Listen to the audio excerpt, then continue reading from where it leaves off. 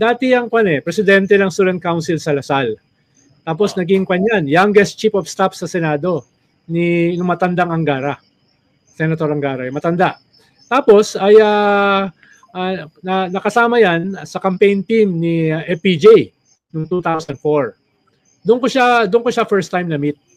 Pinakilala siya sa akin nung mga kasama niya doon sa FPJ campaign. Si Dean Dumanhit at saka si Frank Abalos, no? Pinakilala sa akin 'yan. Tapos nung 2008 ay nagkita uli niya kami, ay sinama ko siya kay Mar Rojas, no? Doon sa team ni Mar Rojas, no? At nung nag-resign ako, naiwan siya ron. Kaya doon kami nagkakilala. Tapos nung naging undersecretary ako, naging secretary ako ni Pinoy sa political affairs, kinuha ko siya. Lahat naman ng pinapagawa sa kanya, ginagawa niya.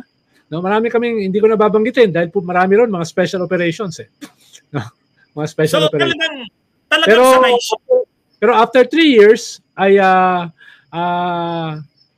umalis na siya sa akin at pumunta siya kay Alan Peter Cayetano para maging chief of staff ni Alan Peter.